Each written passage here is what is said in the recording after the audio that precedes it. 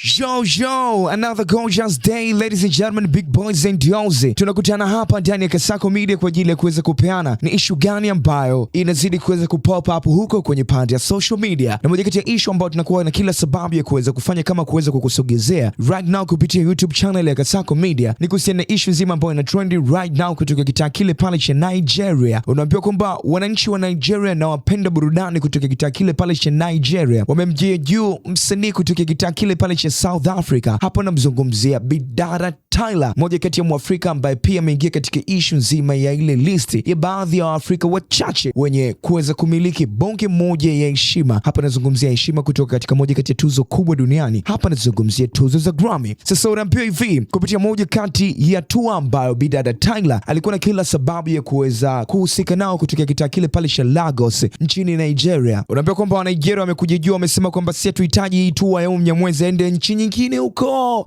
Na unaambiwa ni kwa sababu ya kile kitu ambacho kilitokea miezi kadhaa hivi katika nchi ya South Africa. Moja kati ya issue ambayo ilikuwa imetrend kutoka kitaa kile pale cha South Africa ni kuhusiana na ule ubaguzi ambao ulikuwa unaendelea kati ya raia wa South Africa kuweza kuwafukuza watu ambao sio raia wa South Africa. Video ziliweza kuonekana zikiwa zinaonesha watu wakipitia mateso, hasa wale ambao walikuwa sio raia wa nchi ya South Africa. Sasa this time around msanii wao bwana amekataliwa bwana, ndugu yangu. Kwa siku ya jana tuliweza kukupa details kutoka kitaa hiki hapa cha selfie ya Kasako Media, na mtu mzima Shaks 24/7 aliweza kukupitisha katika baadhi ya maoni ya wachambuzi ambao pia kutoka nchini Nigeria walikuwa wanazungumzia kuhusiana na hiki kitu ambacho kinaendelea, wengi wakiwa wanaonekana kuweza kusapoti upande wa walio wengi. Hapa nazungumzia upande wa wapenda burudani kutoka Nigeria. Wanasema kuwa hatutaki hichi kitu kuweza kutokea kwa sababu wale tukataa, na sisi this time around tunakuwa na kila sababu ya kuweza kukataa. Pia this time around ya asubuhi hii hapa kuna baadhi ya wachambuzi kutoka nchini Nigeria pia wamesikika wakiwa wanalizungumzia kuhusiana na hili tukio, lakini kubwa kuliko ni kuhusiana na serikali ya nchi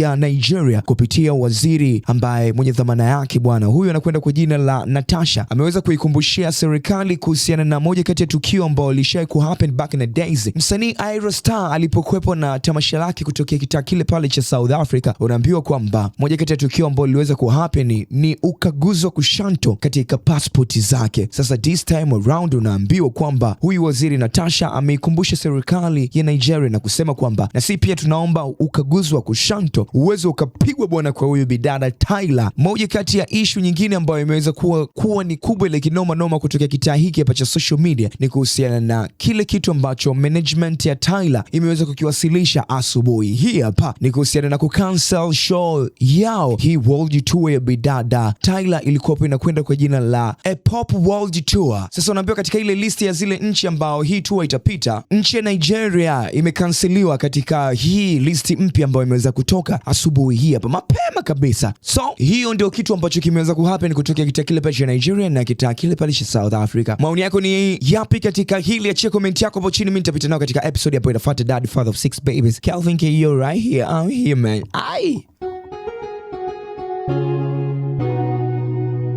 Kasako Media, tunaangazia maisha, tunaandika kesho.